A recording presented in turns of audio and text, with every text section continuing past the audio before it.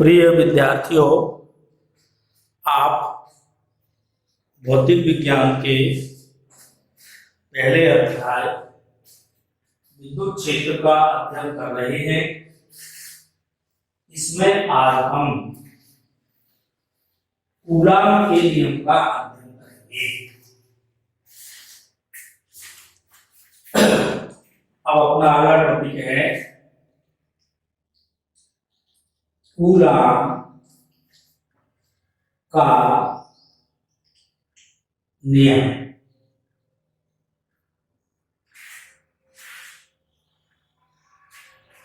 देखो बेटा,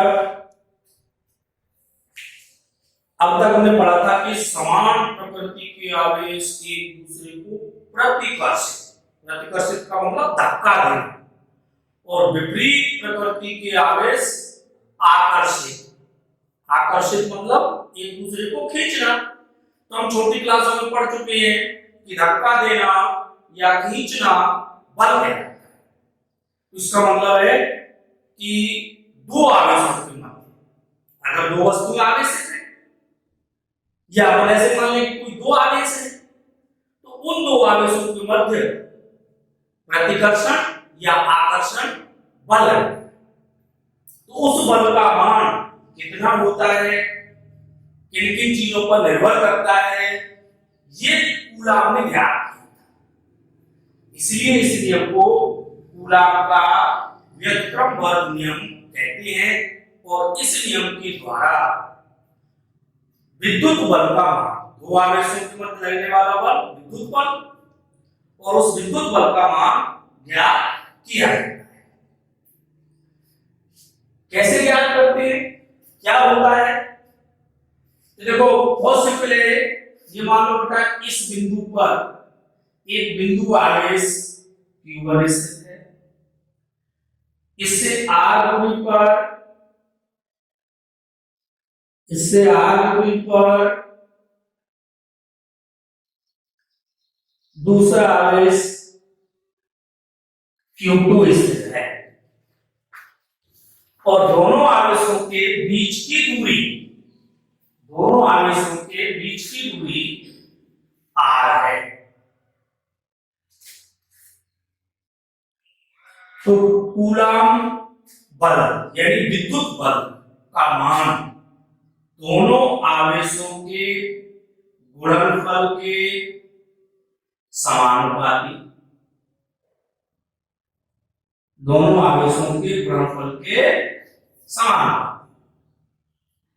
एवं उनकी, अब यदि दोनों को मिला दें तो देख सकते हैं हम F is proportional Q1 Q2 बटे R। तो इस प्रकार से यहां परिभाषा क्या बनी कूलॉम नियम से क्या लिखा गया? 11वीं क्लास में हमने गुरुत्वाकर्षण वाला नियम पढ़ा था, वही है। वहां दो वस्तुएं होती थी, पिंड होते थे, यहाँ तो क्या है, आवेश है। तो क्या परिभाषा है कूलॉम नियम की? इसे कहते हैं कूलॉम नियम दो स्थिर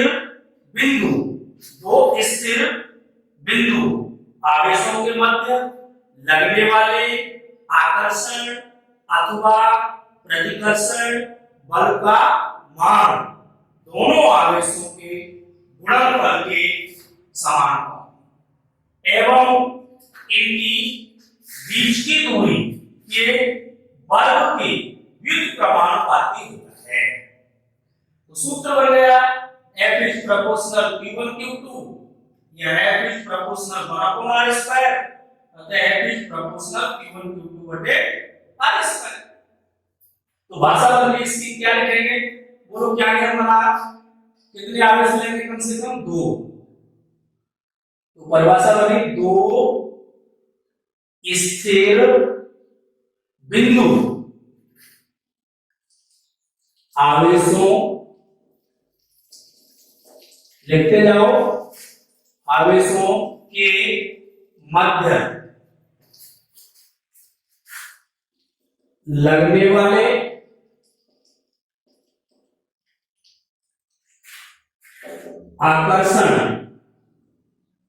अथवा प्रतिकर्षण बल का मान दोनों आवेशों के परिमाण लिखिए, केवल आवेशों के लिखिए, आवेशों के गुणनफल के कैसा है समानुपाती, दोनों आवेशों के गुणनफल के समानुपाती एवं उनकी बीच की दूरी के वर्ग के व्युत्क्रमानुपाती होता है। अब बेटा देखो, बल जो है वो सदिश राशि और सदिश में क्या होती है दिशा, तो इस बल की दिशा इन दोनों आवेशों को मिलाने वाली रेखा के अनुदिश, यानी डायग्राम डाल लीजिए। इस बल की दिशा दोनों आवेशों को मिलाने वाली रेखा के अनुदिश होती है। ये आपका कूलॉम का नियम है। ये आपको परिभाषा दी, ध्यान से सुन लो, समझ लो, आपको अपने आप लिख के दिखानी है। क्या है कूलॉम का नियम? दो स्थिर बिंदु आवेशों के मध्य लगने वाले आकर्षण अथवा प्रतिकर्षण बल का मान दोनों आवेशों के गुणनफल के समानुपाती एवं उनकी बीच की दूरी के वर्ग के व्युत्क्रमानुपाती होता है, और इस बल की दिशा दोनों आवेशों को मिलाने वाली रेखा के अनुदिश होती है। ये तो परिभाषा हो बेटा।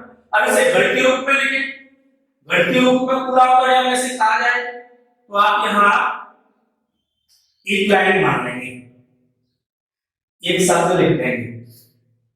क्या लिखेंगे? यहाँ लिखनी है वो, आप यहाँ लिखनी है, आपको मैं इधर नीचे लिख रहा हूँ, यहाँ लिखनी है यदि Q1 व Q2 आवेश एक दूसरे से r दूरी पर स्थित हो तब कूलॉम के नियम से, ये डायग्राम बना देंगे इसके बाद, यानी इसके बाद ये डायग्राम बना देंगे। फिर F is proportional Q1 Q2, F is proportional 1 upon R square, F is proportional Q1 Q2 बटे R स्क्वायर। अब यहां से ढंग से देखने की एक बात, यहाँ एक समानुपातिक स्थिरांक आता है, ये समानुपातिक चिन्ह है तो समानुपातिक स्थिरांक आएगा। तो गुरुत्वाकर्षण के नियम में तो वहां एक सार्वत्रिक नियतांक आता था कैपिटल जी, यहाँ सार्वत्रिक नहीं हुआ, केवल नियतांक होगा, और वो नियतांक होता है F बराबर 1 अपॉन 4 पाई एप्सिलॉन नॉट। बाकी का क्या बचा? Q1 Q2 बटे R। तो पहले ये चीज नोट कर लें आप, यहां तक भी ढंग से समझ लें, क्योंकि मैं इधर का ही मिटाऊंगा पूरा। लिख लिया सबने? समझ लिया ढंग से? कोई दिक्कत हो तो पूछ सकते हैं। कूलम के नियम की परिभाषा सबको याद हो गई होगी। फिर गणितीय रूप में कूलम का नियम आ गया होगा समझ में कि Q1 Q2 ऑलवेज हार्मोनी पर स्थित है, तो सूत्र आ जाएगा। अब यहाँ देखो, यहाँ कौन से देखिए समानुपातिक स्थिरांक आया 1/4 पाई एप्सिलॉन नॉट। तो 4 पाई के लिए नियतांक है, लेकिन एप्सिलॉन नॉट क्या है? यहाँ एप्सिलॉन नॉट निर्वात की विद्युतशीलता है। नॉट का मतलब यहाँ जो जीरो लगा हुआ है निर्वात के लिए।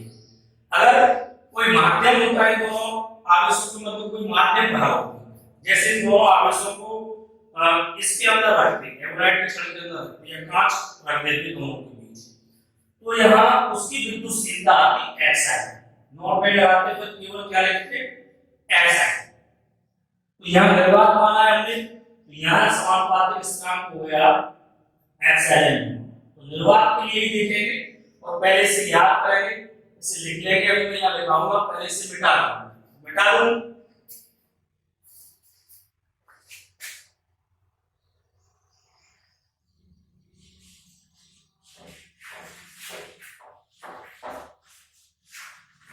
तो देखिए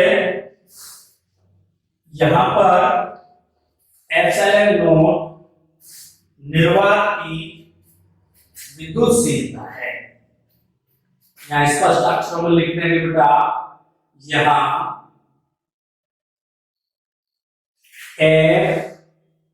एप्सिलॉन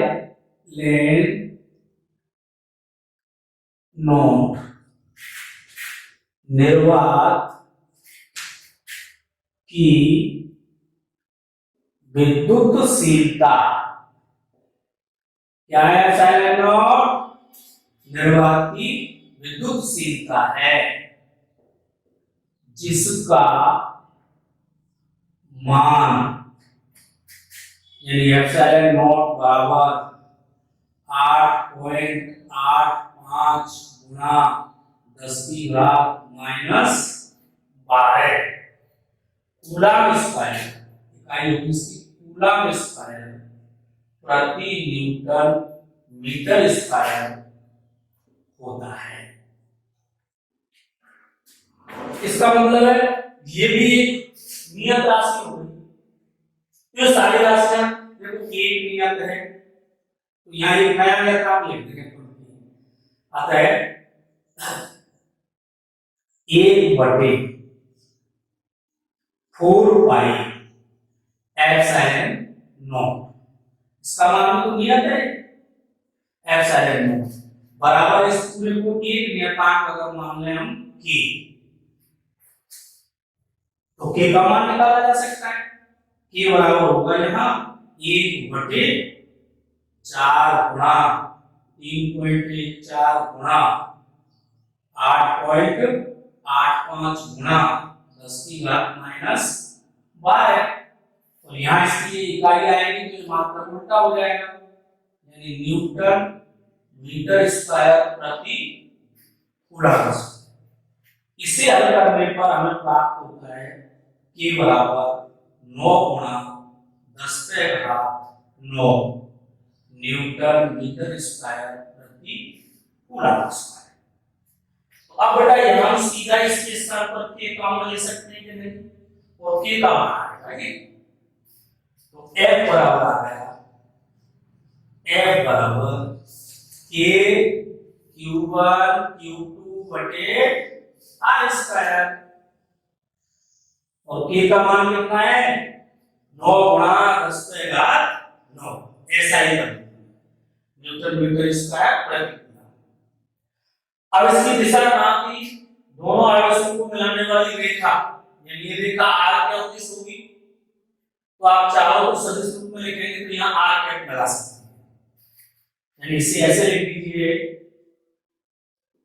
सदिश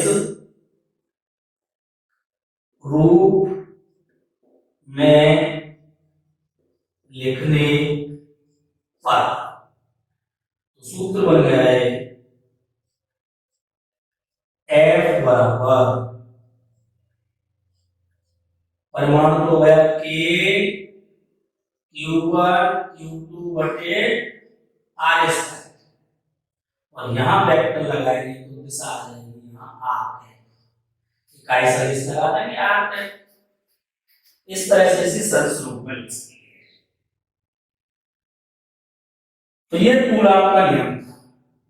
अब कूलॉम के नियम का सूत्र ये है निर्वात के लिए, ये और ये दोनों एक ही सूत्र है। और अगर कोई माध्यम आएगा यहाँ उसकी विद्युतशीलता आएगी एप्सिलॉन, जिसे आगे अभी अपन अगले टॉपिक में पढ़ेंगे। तो पहले यहाँ तक की बात कंप्लीट कर दीजिए। कूलॉम का नियम किस किस की समझ नहीं आया, कोई समस्या हो तो पूछिए, कोई दिक्कत तो नहीं है इसमें, है आ गया। क्या है कूलॉम का नियम? फिर दो स्थिर बिंदु आवेशों के मध्य लगने वाले आकर्षण अथवा प्रतिकर्षण बल का मान दोनों आवेशों के गुणनफल के समानुपाती एवं उनकी बीच की दूरी के वर्ग के व्युत्क्रमानुपाती होता है, और इस बल की दिशा दोनों आवेशों को मिलाने वाली रेखा के अनुदिश घट के रूप में कैसे निकालेंगे? यदि Q1 व Q2 आवेश r दूरी पर स्थित हो तो कूलॉम के नियम से दोनों को मध्य लगने वाला बल F is proportional Q1 Q2, F is proportional 1/r², तो F is proportional Q1 Q2 बटे r²। यहाँ प्रोपोर्शनल को हटाओ तो F बराबर 1/4 pi epsilon not Q1 Q2 बटे r²। यहाँ एप्सिलॉन नॉट क्या है? निर्वात की विद्युतशीलता। इसका मान कितना होता है? 8.85 गुणा 10⁻⁻12 कूलॉम स्क्वायर प्रति न्यूटन मीटर स्क्वायर। तो इन सभी नियतांकों के स्थान पर k रख दें तो क्या सूत्र बन गया? F बराबर k Q1 Q2 बटे r²। k का मान कितना होता है? 9 गुणा 10⁻9 न्यूटन मीटर स्क्वायर प्रति कूलॉम स्क्वायर, यानी SI प्रति। तो इस तरह से यहाँ ये कूलॉम का नियम। अब आप इससे बड़ी आसानी से न्यूमेरिकल कर सकते हैं। जैसे मैंने आपसे वादा किया है कि आपको न्यूमेरिकल का प्रिंसिपल बनाना है, तो आप बन सकते हैं। पहले उदाहरण किया था, समझ में आया था कुछ न्यूमेरिकल कैसे करेंगे। अब देखिए ये सूत्र है और इस पर कैसे न्यूमेरिकल करेंगे आप बड़ी आसानी से कर सकते हैं। जैसे मैंने कह दिया, लिखिए एक प्रश्न लिखो, यदि एक प्रोटॉन एवं इलेक्ट्रॉन एक एंगस्ट्रॉम की दूरी पर स्थित हैं, तो इनके मध्य कार्य बल ज्ञात कीजिए। प्रश्न है, यदि एक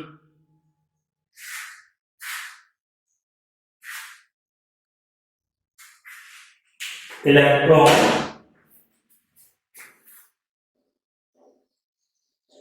एवं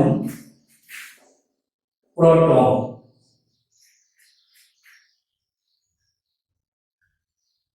एक मीटर की दूरी पर स्थित हैं, तो इनके मध्य कार्य बल ज्ञात कीजिए। अब देखो माध्यम का कोई नाम नहीं दिया गया, क्योंकि बीच में क्या माध्यम है तो हम क्या मानेंगे? निर्वात। जब तक स्पेशली नाम नहीं दिया जाए तब तक निर्वात ही माना जाएगा। तो कैसे करेंगे? वही विधि अपनाओ तो मैंने बताई थी, ध्यान से पढ़ो, संभव हो सके तो डायग्राम बनाओ, दी गई राशियों को लिखो और ज्ञात करने वाली राशि को। तो क्या है हमारे पास? एक इलेक्ट्रॉन और एक, मान लीजिए इलेक्ट्रॉन एक यानी Q1 आवेश, तो Q1 पे आवेश -1.6×10⁻⁻19 कूलॉम होगा कि नहीं? Q2 आवेश प्रोटॉन, इस पर भी प्लस का 1.6×10⁻⁻19 कूलॉम आवेश होगा। दोनों के बीच की दूरी r कितनी है? 1 मीटर। F निकालना, F हमें ज्ञात करना। क्या सूत्र होता है? निर्वात है तो F बराबर K Q1 Q2 बटे R स्क्वायर। परिमाण निकालना है। परिमाण निकालना तो ये माइनस वाली संख्या दोनों प्लस प्लस की लिखी जा सकती है। F बराबर 9 गुणा 10 पे घात 9 गुणा 1.6 गुणा 10 की घात माइनस 19 गुणा 1.6 गुणा 10 पे घात माइनस 19 बटे R स्क्वायर। ये मीटर में है 1 गुणा 1। क्या हो गया है? इनका गुणा कर लीजिए, फिर 9 से गुणा कर देना। 9 गुणा 16 96 यार ये बंद हो गया मार्कर बिल्कुल। चलो इसमें देख लेंगे। हासिल के 9 16 और 25 तो 2 पॉइंट यहाँ आ जाएगा गुणा 10 पे घात देखो -19 और -19 कितनी हो गई? माइनस के 38 और प्लस की कितनी है? ये 9। इनका हिसाब कर देंगे हम। मार्कर खत्म हो गया है। नया मार्कर मिलेंगे। अब बेटा इस 9 से गुणा कर दीजिए। 9 छीके 54 हासिल के 4 वो हासिल के 5 और 9 पंजे 45 और 5 50 हासिल की फिर 5 9 दूनी 18 और 5 23 कर लेंगे। सामान्य बड़ा नहीं दिखाई दे रहा होगा तो पता है यहाँ पॉइंट आ जाएगा।